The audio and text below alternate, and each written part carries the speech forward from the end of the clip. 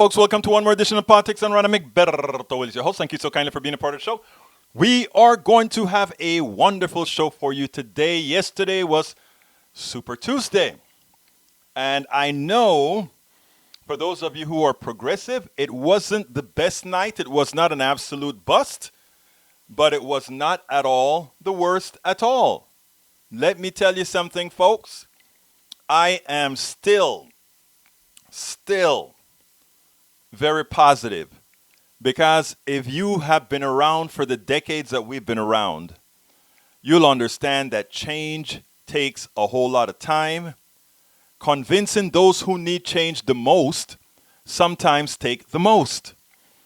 So it isn't the time to be upset with anyone. It isn't the time to be taking things out of our brothers and sisters who many of us believe voted in the wrong. It's a democracy. It is our job, those of us that think differently, to really try to convince others that there is a better way. It is understood that many times, welcome aboard Ashley Mosley, welcome aboard Michael Rudnin. It is not, yet last night I did a Super Tuesday show on KPFT 90.1 FM Houston. And as I saw these things come in, I wasn't disappointed for myself. I was disappointed for all the young people that I canvassed with in Nevada. I was concerned about all the young people. When I say young people, I'm talking about 35 and below that I've been working with. Watching their hopes and seeing for once that after looking at polls last week, they saw, wow, the realization is a possibility. A change in our, transformative change is possible. We can do this, man. We can do this. We can change this big juggernaut. And then Super Tuesday occur, and because it starts on the East Coast, you see the East Coast, the southern states fall, and Bernie Sanders is not in the majority. Then you see us moving over, and we see him doing better, but he's still not walking away with it. And then Colorado comes in, and we see good news. And then we hear about Vermont, good news. Vermont was actually the first one called for Bernie. And then Texas was a back and forth. He was winning Texas, and then the days came in. Today's vote, the day of the elections vote came in, and he started to crater. And California started to come in, and he continues to do well in California, and he'll likely win California. But ultimately speaking, it had not turned out. Welcome aboard, Mike Cisak, Bobby Jean, welcome aboard. It just hadn't turned out as good as we had expected. And instead of Bernie Sanders ending up with an insurmountable lead, he's likely in a statistical delegate tie, maybe a little bit under, maybe a little bit over. We're not sure. It all depends on how close California, how wide a margin California Biden wins with, and in the other states, how many votes he's able to pick up. Yeah, I think Virginia was the second one called. You're correct, Michael Rudnin. So anyhow, let's go ahead and get the program started. Title of the show today is The Real Story About Super Tuesday, a False Reality Made Real. Title again, The Real Story About Super Tuesday, a False Reality Made Real. Subtitle, Joe Biden winning more delegates than expected on Super Tuesday is not a huge feat emanating from a miraculous South Carolina win. That is a false narrative. The reality, it is all a false reality made real. The sad thing about it, though, is a false reality made real is ultimately real in outcomes, right? The lies that Donald Trump told, the false realities that Donald Trump told, made Donald Trump a reality. So false reality can create bad realities for us all. And that is where we're at. That is where we're at. But it's not, what I'm going to do is I'm going to go through the machination because I don't want people to believe this is sour grapes. For all those who voted for Biden in this rush, in this mad rush, in this panic and said, oh, we got to get Biden in, I don't want any of you to feel like I have a personal thing or any of us that are in such disagreement have this personal thing against you. It's not. Actually, personally, on my part, I feel it one of my failures, right? And why do I say I feel it as one of my failures? If I am to ask other people to change the status quo, if I am to ask other people or ask them to trust in a better way, somehow, and we haven't, those of us progressives that want these types of policies, right? We haven't yet been able to do two things. Create the narrative that inoculates Americans from the fallacies and false realities of the neoliberals, the centrists, and the Republicans. That's number one. And number two, we have failed to instill in the average of Americans how much or how easy these policies that we are supporting are for them to accept, not accept, because they've already told us they want these policies, right? But they are still of the belief that it is just an impossibility. So in order for us to continue moving on forward, those of us that are progressives who believe we are in the know, we have to be able to first humble ourselves, understand that it is us who didn't make the case. It is us who have been unable to inoculate against the big forces that we are trying to change. And in that process, in humbling in that process, ultimately, either later in this cycle or in some other cycle, it'll happen. But the reason it has to happen is what we're living now is unsustainable. It's unsustainable for the middle class. It's unsustainable for the poor. It is very sustainable for the ultra rich, because when we sit down and worry about the environment, when we sit down and worry about crime because of people not having, the super wealthy can hire their own armies, live in their own gated communities, purify their own air, purify their own water, and do it all for themselves, insular to themselves, as they come with protective gear to run their businesses that pollute us all, to feed us all, to keep us all in bondage. So continuing with the show, the polls. Joe Biden winning more delegates than expected on Super Tuesday is not a huge feat emanating from a miraculous South Carolina win. The reality, it is all a false reality made real. The polls that had the Bernie Sanders supporters hopeful for a big Super Tuesday were not wrong. Those polls were right. We have to understand polls are just a snapshot of an instant, right? And all these polls were measuring what had occurred. Bruce, it's not that they don't have the appetite for change, it's that they believe change is not a reality, and because they believe change is not a possibility, what they do is they vote what they think is the sure thing.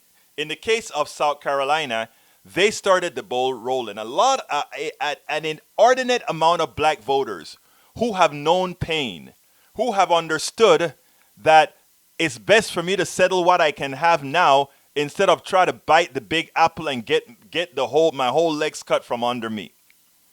That is their reality, right?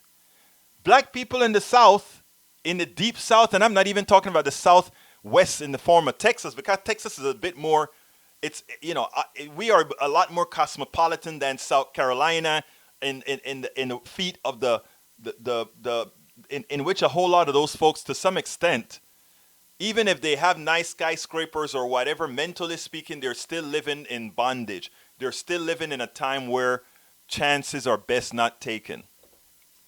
But I want to play a piece by Trameen from MSNBC, what he had to say about the Black Carolina, South Carolina voters. Because I think he sort of expressed it in a good manner that I think many will understand. Because what he's trying to do here is give the rationale, let people understand why those black voters in South Carolina voted the way they did.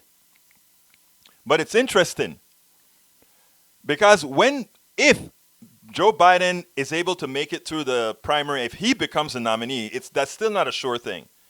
But if he becomes a nominee and he goes out with Trump, and I think he has a much higher percentage of losing than Bernie would have had, and let's say he loses.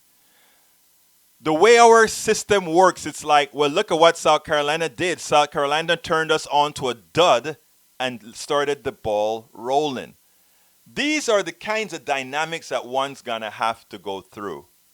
So, Constant Ingram, I see what you're saying about no good choices, but I think Bernie was a good choice, even if it was for 4 years. But we'll talk about that a little later, my friend. But this is what Trameen had to say, because I think it was prescient. This is what he had to say. The South last night, thanks in large part to support from black voters. In Virginia, Biden won 63% of black voters compared to Sanders' 17%. And it is the same in other states that Biden won. North Carolina, Biden had the support of 61% of black voters. In Alabama, it was 72%. And Tennessee, 62%. So joining me now from Birmingham, Alabama, MSNBC correspondent Trymaine Lee. So Trymaine, make us smarter. Tell us why. I'll tell you what, Katie, we always talk about the pragmatism of black voters, and in some ways it's become cliche and somewhat reductive. But black folks, and black voters in particular, have gotten really good at harm reduction. Whether you're in South Carolina or Louisiana or Georgia, talking to these southern black voters, they say, you know what, this is the best chance we have to beat Donald Trump. They know about the past issues. The younger folks are talking about Joe Biden being an architect of the crime bill that led to mass incarceration. They understand that. That was a long time ago. When they look at the landscape now, and they try to maneuver the politics of today, they say some of the more radical, more progressive, more left ideas espoused by progressive candidates like Bernie Sanders simply won't fly. And so when they see Joe Biden, they see someone who, after the Emmanuel church shooting, was there years ago through the Obama administration, was always there, as opposed to some other candidates who not only haven't made inroads into the community, simply don't know the community, don't have roots in the community at all. And so when you're talking to many people out there, it's purely about how do we beat Donald Trump, who gives us the best shot. And many of the older, more wise, experienced voters say they remember McGovern. They remember those politics, those very kind of progressive politics that were very appealing to young voters, but failed in the general. They remember that. Okay, I want to first say, notice what he said. They are harm averse. It's like, let's first do no harm, right? But he also said that they know, these black voters in South Carolina know that Biden was the best option to beat Donald Trump. They also know that these people these black folk in South Carolina, the 66% of them that went all out for Biden, they also know that the things that progressives are looking for, that it just couldn't happen, right? They also remember from the old days when that liberal, I don't remember the name of the person he just called out, the presidential candidate was running, how it just never worked out. But these are different times, and the people have moved on to wanting more progressive things. And it's not only that they have moved on to wanting more progressive things, is that the mere fact that this black Latino Caribbean dude can be on an airwave, both on air and on internet, putting these messages out, mean that, oh no, it is possible for us, McGovern, thank you, Rene Perpetua, that it is possible for these things to change, right? Because people, we are more, in as much as the plutocracy has become more encroaching, they have done it in such a way that we still have liberties. And as long as we can still communicate, as long as we can still talk, these things can change. But what did our great corporate media do in South Carolina? And remember, folks, this is why I call the title of the show today, "The Real Story About Super Tuesday, a False Reality Made Real." Remember, nobody had faith in Joe Biden, but they weren't sure about Michael Bloomberg. Michael Bloomberg is a Republican, and I mean, later on it would have been used and used, and it definitely would have, if we had kicked Biden out and left it for Warren, Sanders, and Bloomberg. The thing about it is, Bloomberg would have gotten clocked in the long run. He would have gotten clocked. So here's the deal. Our corporate media did its job. Concentrate. If you watched MSNBC before South Carolina, and I have YouTube Live, I keep all these channels recorded, right? So that I can give you these clips when I see them or when I need to get to them. I scan them for those clips that I know are going to be of interest to my viewers. And then I clip them, cut them, produce them, and bring them out. But here's the deal. These people in South Carolina have been bombarded about Biden being the only one who could really stand up against Trump, even though Sanders, all the polls put Sanders as beating Trump in a better manner than Biden. But that's not what they were telling the people in South Carolina or nationally. Then what continues to happen?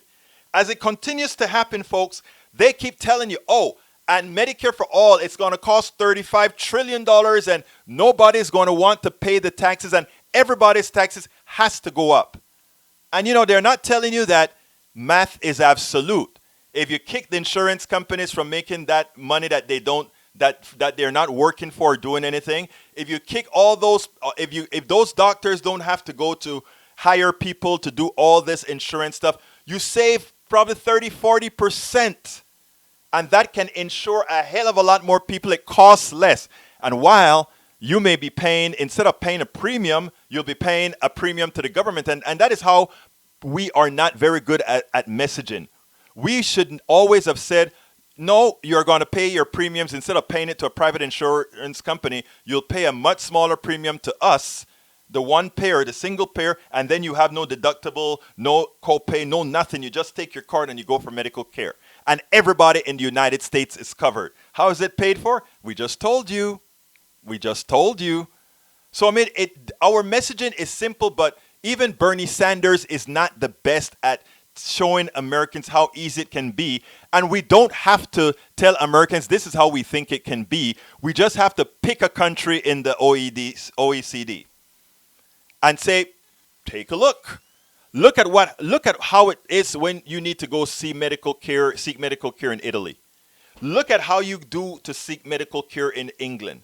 Look at what you do to seek medical care. I mean, everybody, hell, I did a story here of a young woman who they wouldn't diagnose here the genetic problem that she had here because the insurance company was not going to cover these tests. An Italian doctor says, come over here. It's covered because we have public health care, and that will be covered. And in covering that, they found what disease she had. She came back to the United States. They never asked her for her papers in Italy. They never said, show me your papers in Italy. They didn't do that. So what I'm saying, it is absolutely possible, people. But again, the information that these people got over in North Carolina and all these other places, right, was you can't do it. We can't do it. Brothers and sisters, we can do it. But anyhow, I want to remind you, for all of those people who are saying, oh, but Bernie's the best guy, even those people that are endorsing Bernie right now, don't forget, in some time during the election, what they had to say. Check this out. return to the past. We cannot simply be about defeating Donald Trump. We've got to bring everyone into this democracy to make sure that in the most ambitious, aspirational way possible, we confront the greatest challenges that we've ever faced. Comprehensive immigration reform, freeing dreamers from any fear of deportation, fully taking on climate change before it is too late, and the most ambitious set of proposals that has been produced by a single candidate. Healing our democracy so that it truly reflects the genius and the will of this country. And then yesterday we announced an ambitious set of proposals to protect LGBTQ Americans from discrimination and intolerance in this and in any administration. So is Joe Biden a return to the past? He is. And that cannot be who we are going forward. We've got to be bigger. We've got to be bolder.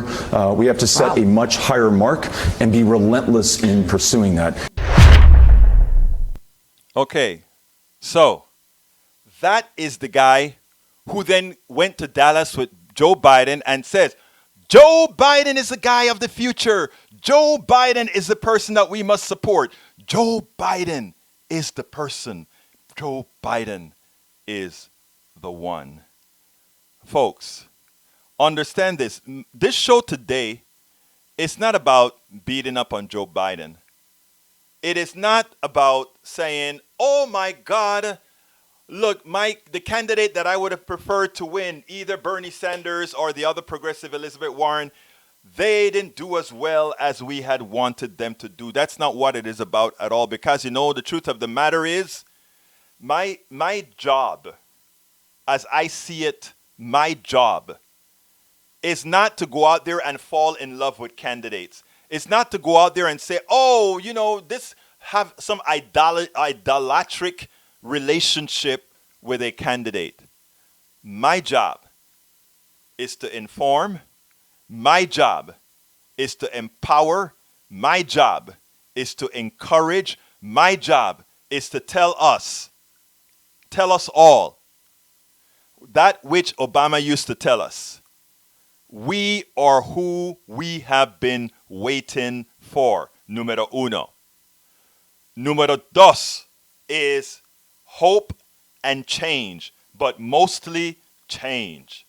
These are all the things that when I joined the 2008 campaign for Obama, actually before 2008 with Hillary and others, it was to say that for once we were going to go ahead and effect change in this country.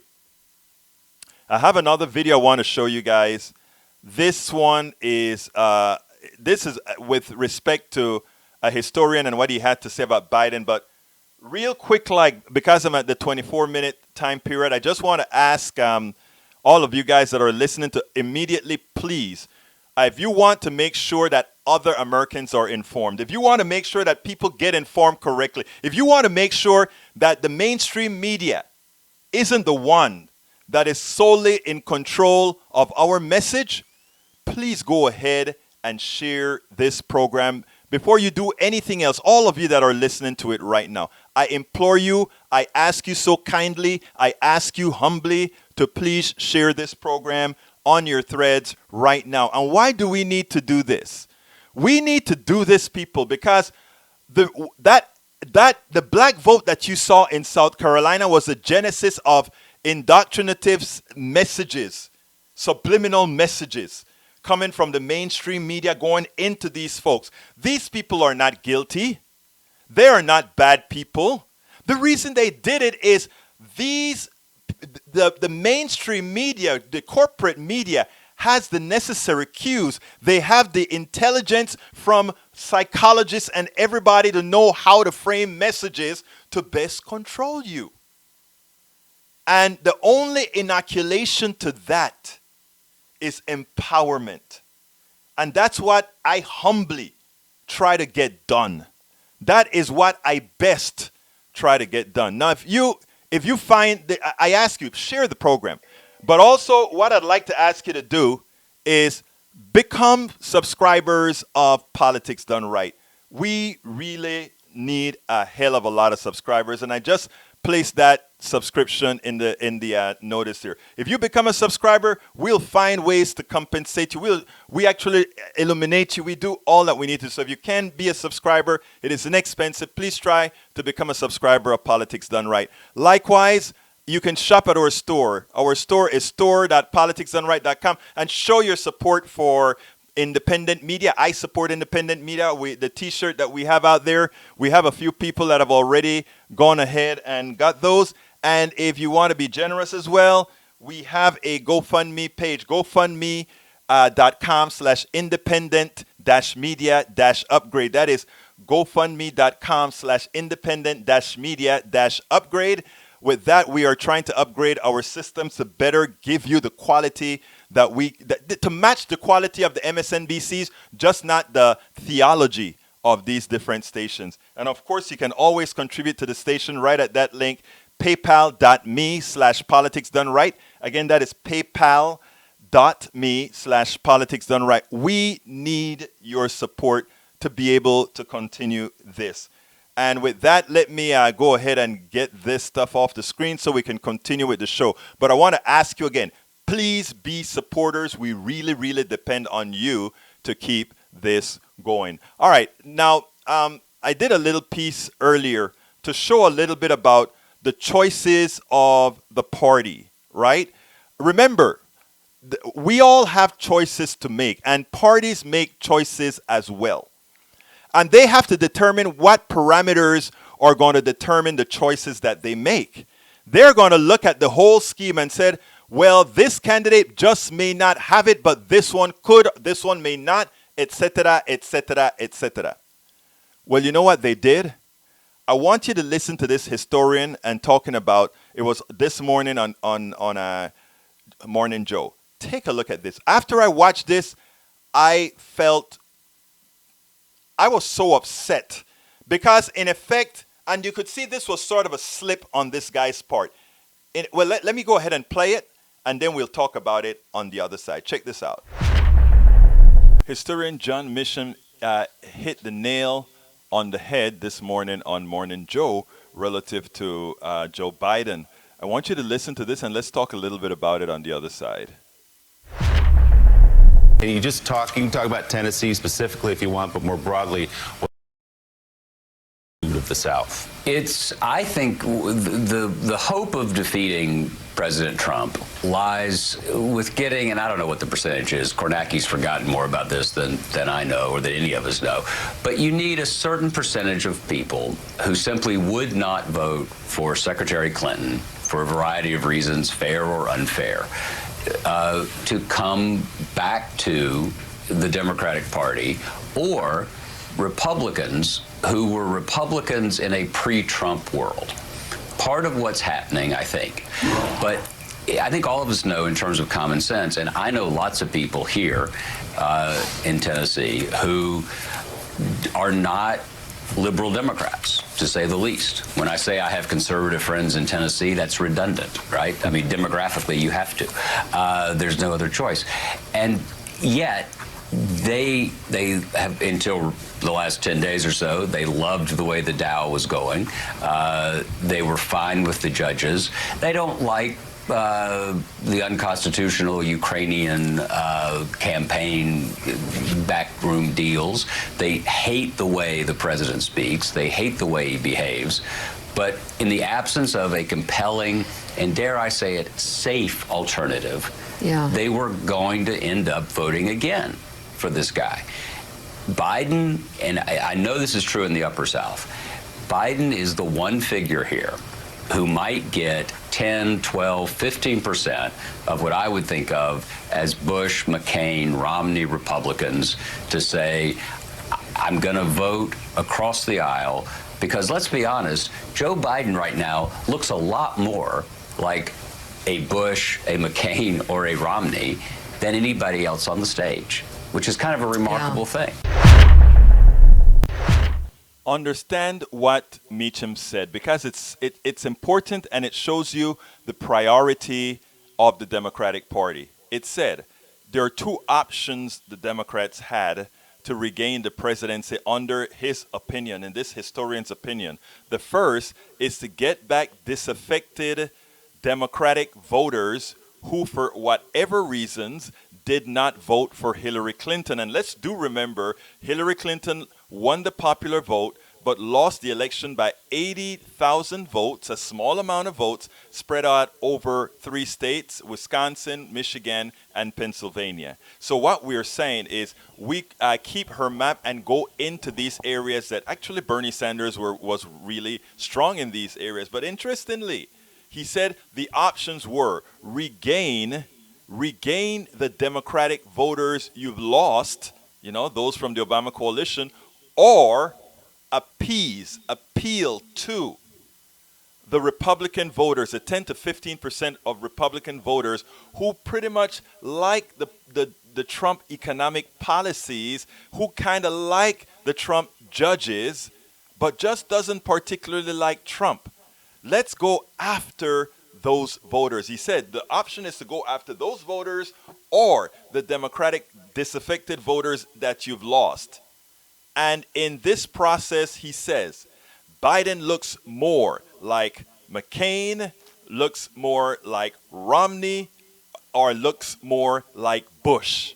And that's who the safe choice is. Let's go with that candidate who can excite that 10 to 15% of those people who believe in the Republican policies that harm most Americans. That is who we choose. I hope you get that, because what that guy said was prescient. That was prescient. Somehow I got a message from one of the, this one came from, Willies LLC. That's interesting. I didn't realize that. There's some comments there. You know what? Let me get, normally I don't see these comments, but they're showing up in another window. So let me take a quick look at these. I think Bernie is a con and a commie. He's not a Democrat. He does not support down-ballot Democrats, and there's no way in hell I'll vote for this rape fantasizer. I imagine you read the little piece that he wrote as a play much earlier on. Please, sir, the thing about it, he's no commie, etc. There's a full discussion going on underneath there that I probably can't get into. But folks, if you want me to answer the messages that you put out there, please, I urge you to go ahead and go to our page itself. That is facebook.com/politics done right, and put the messages there. Or you can put the messages in if you're watching it on YouTube, just put the messages there. If you're watching it on Periscope, put the messages there. I'll see those as well. And if Twitch applies as well. Okay, folks, if you're on YouTube, don't forget that if you want to support this program as well, just click on that $sign and give us a super chat. We love those because those help defray the cost as well. Anyhow, let me go start answering some of these questions let's read in some of these statements. Michael Rudnin says, I took care of that already. Mike Cisak says, no, so much of the news media last night was in the tank for Biden. Oh, you were... Mike Cisak, my brother, my conservative brother, agrees with me on something. They delayed Vermont while calling Virginia right away. You noticed that?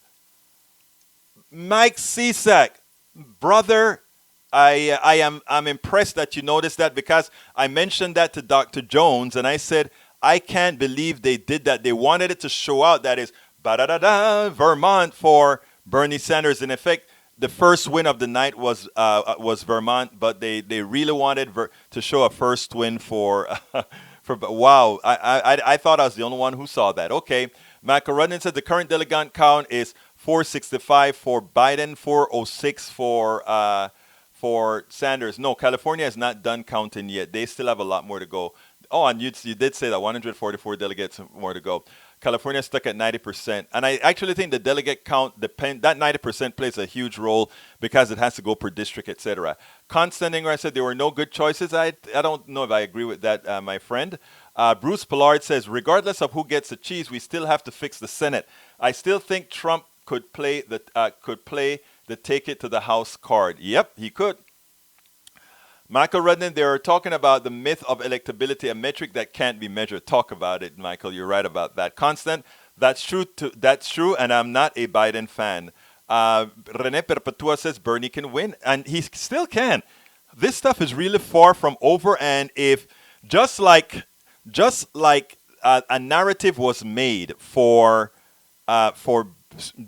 Biden that turned things around in 2.5 days, right? Or we call it Sunday, Monday. Let's call it 3 days. Actually, it's 2.5 days or so.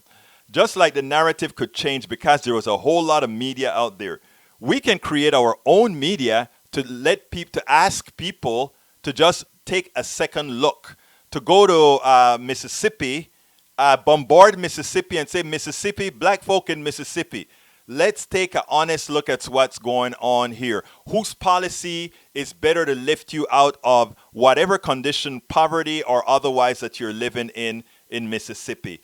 Which policies will help you? And don't say, well, I think his policies would, but I don't think he can get it effected, so let me go with the other candidate.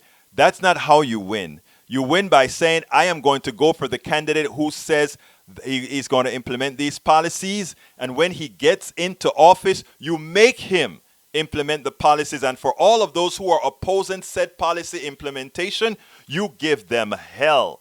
You bring up the masses. You know, I was speaking last night after the Super Tuesday was over. I was doing the national report on Pacifica Network. That is LA. Actually, it was more than that, but it's LA, Houston, Houston, DC, New York, and a few other of our network stations. We all hooked up together. And last night, I did the 9 to 10 hour where we covered the entire event. What I kept on saying is we can actually make a difference between community radio, social media, and emails. In Mississippi, we can make a difference. In Florida, we can make a difference. The thing about it is we have to work in a concerted effort. There's something called geometric progression. Geometric progression says this. How many people are listening to me right now? If I were to just take a look at my Facebook Live. Let's see how many are on right now. On Facebook Live, there are 75 people. On YouTube Live, there are about 7-8 people, but that's going to permeate to a whole lot more. On Periscope, there are a bunch and all of that. If all of those people that are listening right now, if each of you said, I am going to contact 10 people, look at what happens in the first permutation. Let's assume that there are 200 people listening to me right now. Multiply that by 10. If each of you were to somehow are able to contact 10 people in one of the next states and ask those 10 people that you contact, by the way, you contact 10 people and teach them how to contact 10 people and tell them to keep the chain going. The levels, by the 16th level, you've covered an entire state. Okay? So geometric progression is possible, and we can do it just if we have the wherewithal to do it. And that's what I'm trying to do in a lot of work that I do. It's not about just the views that I get. It's about the views that I get and the views that you get from sharing what we do here. And if we do that, if more people see the highlight of this show today, the real story about Super Tuesday, a false reality made real. If people see that headline and they share it and you share it and others share it and other people spend a few minutes to listen to our show, listen to our program, listen to your questions, listen to your statements. When we have people, Constance says, black people majority are not progressive. We are conservative by nature. We are conservative by nature. Constance, it all depends on what you define as conservative, right? If I said that you wanted to have pay it forward college, in other words, your kid gets to go to college and the taxes your kid will pay for the next generation's college. Everybody pay it forward. That, some people call that a progressive idea. I do, but it's something that black people, I know because I participate in events in black people, white people, every kind of people, in big groups. If I go ahead and I say, everybody wants to be able to have a job, but they can't have their kids taken care of. And I say, we are going to implement a policy that subsidizes based on your income, the ability for kids to get care so that you can go off and get a job, so that you can go off to better yourself, so that later on you would have a better income. That is a progressive policy. Are you telling me black people are too conservative to like that? I doubt that. About health care. Black people suffer more from health care and stress than anybody else. A doctor, a black doctor working for the Bernie Sanders campaign, gave a speech, and she says, why is it that black women are the sicker people in this country? It's because of the stress of knowing that their kids could be blown away any day. It's knowing that they may not be able to have the success in the employment that they have. It's that they can't wear their hair the way they want to, or are concerned that whatever style they have their hair in may cost them a job. The amount of stresses that a black woman goes through, and this is what this black doctor was saying. So Medicare for all, she says, the only way to ensure that everybody has health care is to have Medicare for all. And if Medicare for all has come to fruition, at that point, race does not matter. Even though right now our health care is racially disparate. In other words, if you look at the outcomes based on race, unfortunately, you can actually, it's very measurable. And she says, we don't have to go through changing people's minds. We don't have to go through changing people's prejudices. Just give us Medicare for all. We don't care who you are then, because at that point, we all have coverage. And the doctor is right. So my friend Constance Ingram, those are policies that, yes, they're progressives, but even conservatives like.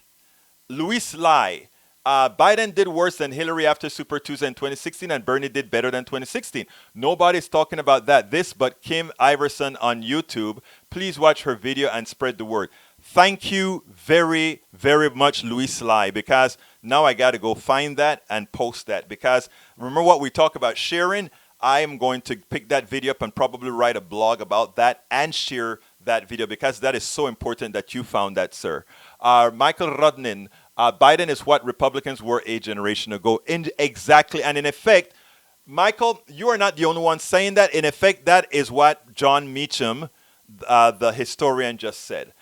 Jill Holisco, I knocked on doors from my governor. I support Bernie Sanders. I'm still looking for change. Love you, Jill. Love you, Jill. You keep looking for change. We will get change. We will move on where you've left off, and we thank you for what you've done in the past, Miss Jill Jalisco.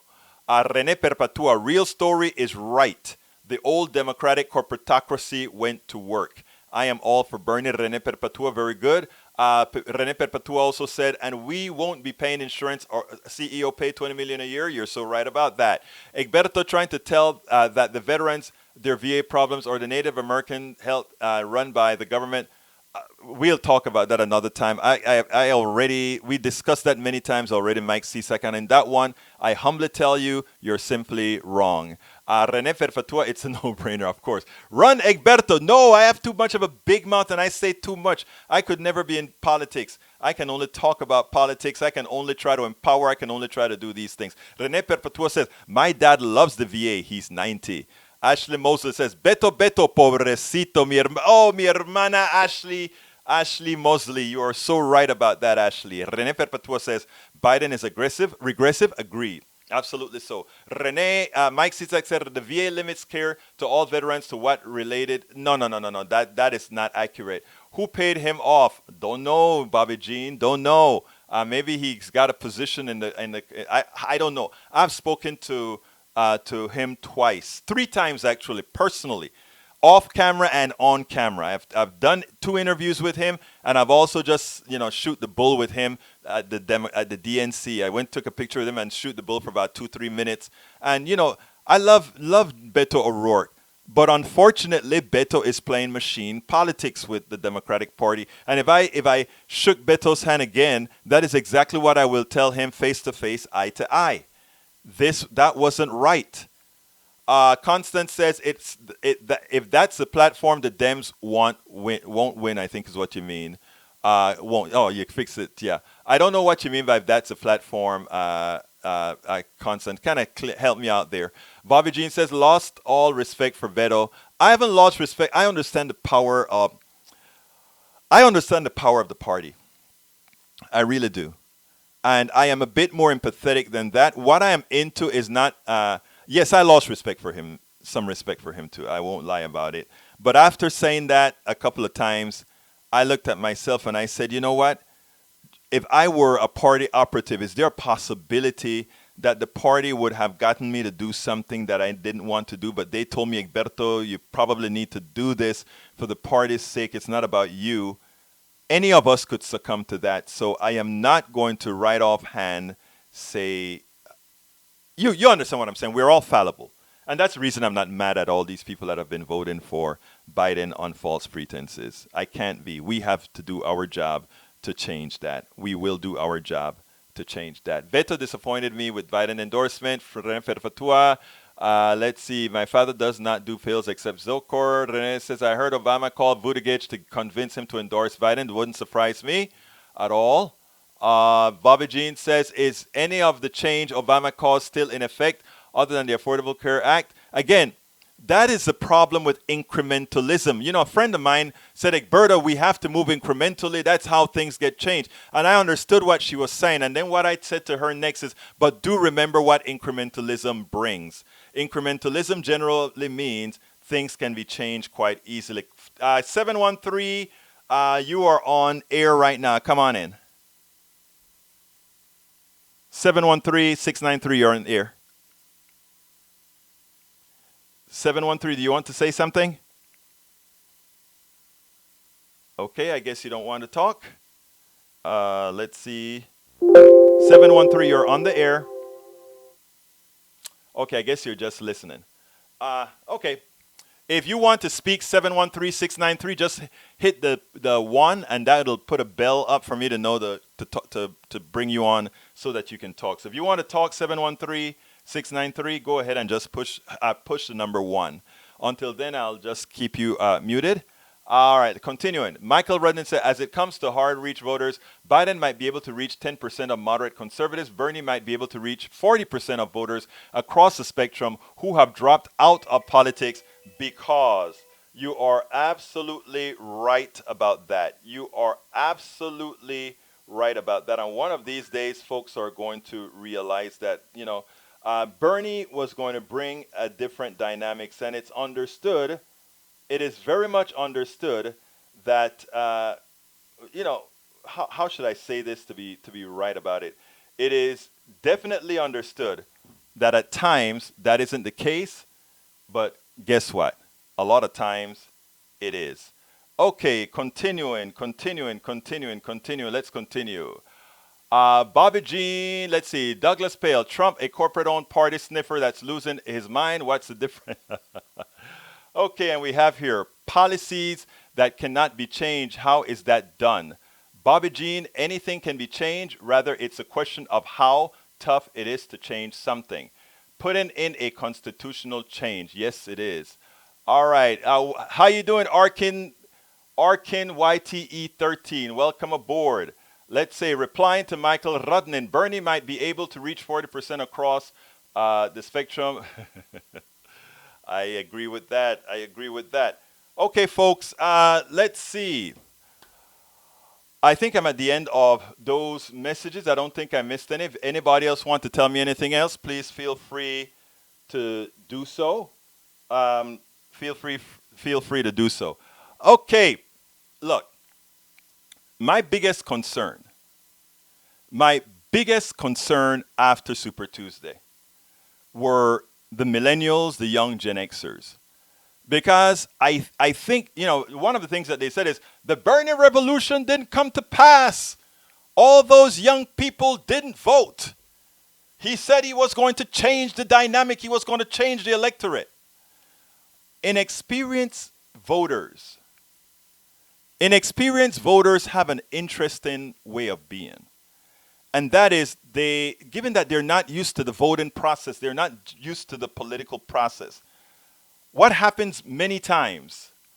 Okay, let's see. 71369. Let's see if that works again, or if you want to come in. Okay, 713-693. You're on. Do you want to say something? Okay, you're on actually twice. You're on twice. Let's try the other one. 713-693-5000. Did you want to say something? 713-693. You're on. Okay, I gather that you don't want to say something. Okay, continuing with the program. Wow, you keep calling. I wonder what's going on here. Let me try one more time to see if I can get them to talk. All right, 713, you're on. You can talk now. 713, you can talk now. They keep calling. Okay, there's something. All right, can you hear me now? Can you hear me now? Yes, Sorry, I my can phone's hear just you. really bad reception-wise. I can hear you. Okay, I just want to say that your name's Egberto Willies. You live at 61215 Two Flower Lane in Kingwood, Texas, and you're a fucking nigger. Have a nice day. Okay, nigga. Oh, wow. You know what is so interesting? You must be having a very, very bad day to go ahead and attempt to think that those words are going to matter to me. The truth of the matter, they don't. And also, I do care about you. The person who just called, I tell you how I feel about you. There's something in this country, 713, there's something in this country that makes you feel that you need to do what you just did to somebody that has done absolutely nothing to you, to somebody who wants to effect policies that covers you and everybody else to make sure you have a good life, not only for you, but for your family, your friends, and everybody else. I have no animosity towards you. In fact, you calling me and putting and throwing out a whole lot of what do they call those words? Epithets or whatever you call them that you want to use on me, right? It really doesn't. Again, what I feel right now is the state that this country is in right now. To hell with me. To hell with all the kinds of names that you're going to call me. To hell with all the things that you think you would do to try to. It goes beyond my feelings. It really does. It means nothing, I promise you. But I do care about you. The guy who just called me a nigger, the guy who tried to expose who I am and maybe try to put my life in danger, maybe, I still care about you. I am not going to let Trump win. I am not going to let what Trump did in trying to create white nationalists, in trying to create people that hate each other, I am not going to be falling for that, brother. You want to call back and have a conversation with me and talk to me civilly and just talk? I am with you, brother. I have nothing against you. I promise you that. I promise you that. I have nothing against you. Because I know it is this system. I know it is the current economic system that we have here. I know it's the setup, the dynamics that they've set up to put people against each other so that we can't see who's really harming us that has created this problem. So I don't hate you. I love you, brother. I really do. I'm not just saying these as words. So know this. You reached me. You reached this guy who you wanted to use the N-word on and all these epithet on. And this guy has nothing but love for you. This guy has nothing but saying, I hope you do better. This guy has nothing but saying, when the next president comes out, I hope we are able to do something positive for you. That's it. So feel free to call me back, brother. Feel free. And we'll talk like nothing ever happened. And you can also tell America what are your grievances and how we can discuss your grievances. How we can discuss what you think is actually wrong in our system. And how we can actually solve it. That's what I'm all about. The name calling don't mean a damn thing to me. It really does not. It has no effect on my psyche. Okay, it's 347. Come on in, 347. 347, you're on. 347, if you want to say something, please speak. Okay, I don't hear anything from 347, so I'll let you go. Feel free to call us back. Okay. Anyhow, friends, we're coming close to the end of the show. So what I really want to do again is ask you guys to please consider becoming members of Politics Done Right. Okay, 347 is on again. Let me go ahead and get to 347.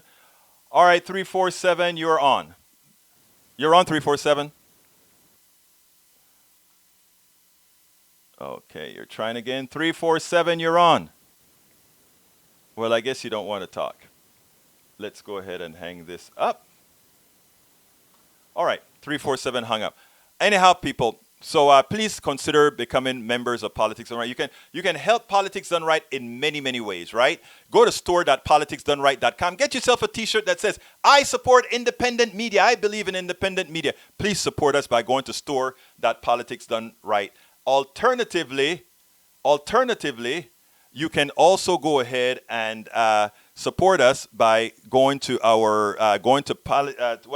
to patreon.com/politics done right. That is patreon.com/politics done right, and become a subscriber. We need to subscribe. We need subscribers. And of course, you can support our our GoFundMe by going ahead and saying, go to gofundme.com/independent-media-upgrade. And lastly, please feel free to contribute at, where again? paypal.me/politics done right. Thank you for having been here, Senor Michael Rudnin. Thank you for having been here. Oh, we also have Masticator says, LOL, Egberto is an American-hating propagandist. Really? Wow. And then he says, some idiot racist calls and he blames America. No. I blame the situation in America for creating a guy who does that. No, I'm not blaming America, Masticator. Please get it right. Okay, 347, come on in. You're on. Come on in, 347. Your chat's a bunch of special snowflake niggers. Okay. Wow. I guess those are some people that are continuing to have fun. Well, anyhow, folks, we are coming to the end of the program. I want to thank you so kindly for having been here. I want to thank you so kindly for being a part of Politics Done Right. And I want you to remember, spread the message. Tell the truth. This is not over. Let's get this stuff done. Empower others, because you are empowered. We can actually get this done. My name is Egberto Willies. You know how I end this program. I am what? Guess what I am? Out!